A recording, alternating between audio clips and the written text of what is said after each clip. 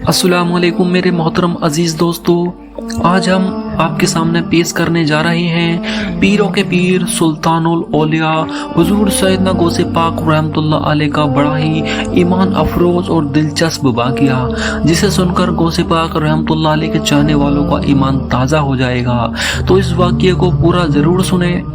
Baghdad شریف میں ایک گانے بجانے والا شخص رہتا تھا۔ وہ بہت ہی اچھا گانا بجاتا تھا، لوگ اس کی آواز پر فدا تھے اور لوگ اس کے بدلے اسے پیسے دیا کرتے تھے۔ ایک بار سرکار حضور سیدنا غوث پاک رحمت اللہ علیہ کا گزر اس کی طرف سے ہوا تو سرکار غوث اعظم رحمت اللہ علیہ نے اسے ہدایت دی کہ یہ سب کام چھوڑ دو اور اللہ سے توبہ کرو، یہ کام صحیح نہیں ہے، کیونکہ وہ شخص اپنے گانے بجانے پر اتنا غرور اور گھمنڈ رکھتا تھا کہ اس نے سرکار سیدنا غوث پاک رحمت اللہ علیہ سے کہا کہ کوئی غلط نہیں ہے، یہ میرا کام ہے، مجھے میرا کام کرنے دیجیے۔ حضور سیدنا غوث پاک رحمت اللہ علیہ نے اس شخص کو بہت سمجھایا، لیکن وہ شخص نہیں مانا، اور جب اس نے دیکھا کہ سرکار غوث اعظم رحمت اللہ علیہ نے ایسا کہا تو وہ شخص غوث پاک کا مخالف ہو گیا۔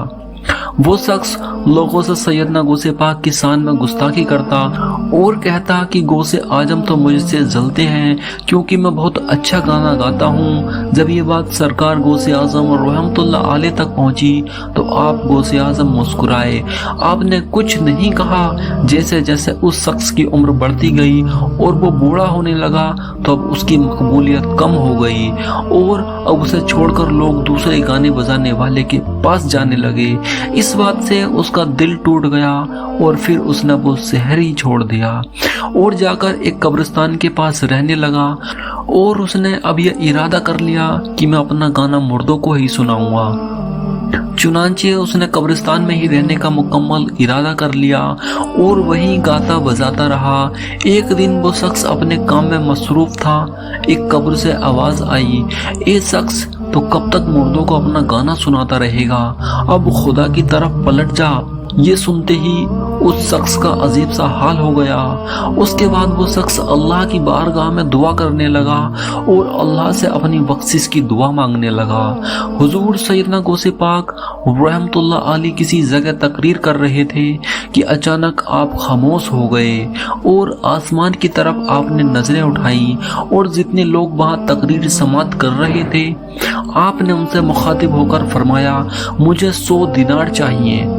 تو وہاں بہت سے لوگ 100 دینار لے کر غوث پاک کی بارگاہ میں حاضر ہو گئے اور آپ کے سامنے رکھ دیے، لیکن آپ نے صرف ایک شخص سے 100 دینار لے لیے اور اپنے خادم کو حکم دیا کہ یہ 100 دینار لے کر سلوزیہ کے قبرستان میں جاؤ، وہاں تمہیں ایک بوڑھا شخص گاتا بجاتا ہوا ملے گا، اسے یہ 100 دینار دے کر میرے پاس لے آنا۔ خادم جب وہاں پہنچا تو ایک بوڑھا شخص گانا گاتے ہوئے بازا بجا رہا تھا۔ خادم نے اسے سلام کیا اور 100 دینار اس شخص کے ہاتھ میں رکھ دیے تو وہ بوڑھا تیز آواز میں کچھ کہتے ہوئے بے ہوش ہو گیا۔ جب اسے ہوش آیا تو خادم نے کہا کہ تمہیں شیخ عبد القادر جیلانی بلا رہے ہیں۔ وہ شخص فوراً خادم کے ساتھ چل دیا۔ جب دونوں حضور سیدنا غوث پاک رحمت اللہ علیہ کی بارگاہ میں پہنچے تو سرکار غوث اعظم رحمت اللہ علیہ نے فرمایا، اب تم ہی تمہارا قصہ بیان کرو جو تمہارے ساتھ ہوا ہے۔ اس نے کہا کہ میری جوانی کے عالم میں میری بڑی شہرت ہوا کرتی تھی، بہت نام تھا اور میرا گانا سننے کے لیے لوگ بڑے دور دراز سے آیا کرتے تھے اور مجھے ڈھیر سارے پیسوں سے نوازا کرتے تھے۔ اس وقت حضور سیدنا غوث پاک رحمت اللہ علیہ نے مجھے ہدایت دی تھی، لیکن میں نے ان کی بات نہیں مانی تھی اور ان کے خلاف میں باتیں کرنے لگا تھا، لیکن جیسے ہی میرا بڑھاپا آتا گیا، میری آواز ڈھلتی گئی تو لوگوں نے مجھے پوری طرح سے سننا بند کر دیا، اور آج جب میں اللہ کی بارگاہ میں توبہ کر رہا تھا، اپنے گناہوں کی معافی مانگ رہا تھا، تو سرکار غوث پاک رحمت اللہ علیہ نے اپنے خادم کے ہاتھ اللہ کے حکم سے میرے لیے مدد بھیجی۔ اس کے بعد اس شخص نے کہا کہ میں گانے بجانے سے توبہ کرتا ہوں۔ اتنا کہہ کر اس گانے بجانے والے شخص نے اپنا باجا توڑ دیا उस बूढ़े की ये दास्तान सुनकर लोग हैरान रह गए और 40 आदमियों ने उसी वक्त उस बूढ़े शख्स को 100 दिनार दे दिए। हुजूर सैयदना गौसे पाक रहमतुल्लाह अलैह के खादिम का बयान है कि जब ये वाक़या हुआ तो वहाँ मौजूद कुछ लोगों पर ऐसा असर हुआ कि वो तड़पने लगे और तड़पते तड़पते इंतकाल कर गए। अल्लाह अकबर। ये वाक़या कवायतुल ज़वाही किताब में है। तो दोस्तों ये मुकाम और मर्तबा है सरकार गौसे आज़म रहमतुल्लाह अलैह का। आपने किस तरह से लोगों को हिदायत दी और लोगों को सही रास्ता दिखाया। गौसे पाक रहमतुल्लाह अलैह ने अपनी ज़िंदगी में बहुत बड़े बड़े करामात दिखाए। वाकई सरकार गौसे पाक रहमतुल्लाह अलैह की शान निराली है।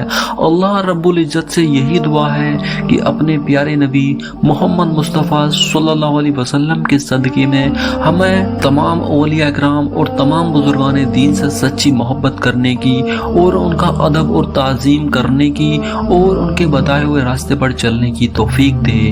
आमीन। तो दोस्तों आपको ये हुजूर सैयदना गौसे पाक रहमतुल्लाह अलैह का वाक़या कैसा लगा हमें कमेंट बॉक्स में ज़रूर बताना। तब तक हमें इजाज़त दीजिए, मिलते हैं एक नए वाक़ये के साथ।